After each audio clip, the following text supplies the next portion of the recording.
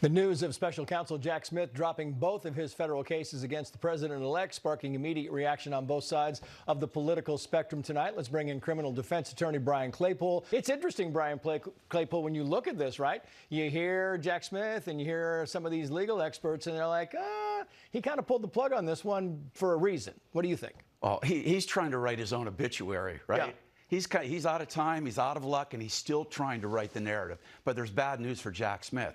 He dismissed the January 6th case, but without prejudice. And he's trying to take the position that there's clear law that you cannot prosecute a sitting president. So he's using that as an excuse, yet he's kind of leaving it open. Without prejudice means that technically in 4 years, if there was a Democratic president in office, that he or she could then try to revive those charges, but there's no chance of that happening. And then with respect to the classified document case, I mean, the case was already thrown out by a judge. Thrown out, yeah. What's left? There's 2 private citizens. You know what's going to happen? Pam Bondi's going to come in office in January, and she's going to file a motion to toss out the case against those 2 defendants. Yeah, I want to play this. This is some body cam video in the Daniel Penny case. This is going to make a big impact. Watch this.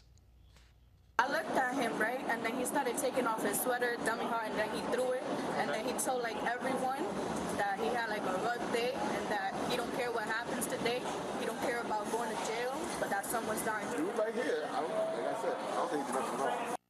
I got to go, both of you, but, I mean, they were afraid of Jordan Neely. At the time, they were afraid of him, and this body cam thing is got to be influential. Trace, the body cam footage is powerful. Why? Because the defense in this case did a wonderful job of bringing the jury into that subway. Yeah. And that's what you feel when you see that video. And when you hear somebody saying they're willing to die, somebody's got to come to the rescue. Does he? Brian, thank you both. Thanks, Thank Trace. you.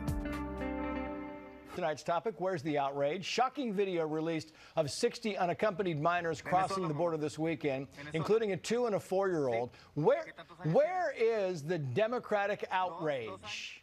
With a Post-it note, Brian, with a Post-it note with a name and a number on there, a 2-year-old. Yeah, Trace, there's a legal doctrine called unclean hands, and that means if Democrats, Biden, Harris, have created this problem, they cannot then look at somebody else and try to blame the Republicans for fixing their mess. That's a legal doctrine. That's what they're doing here, and it's reprehensible.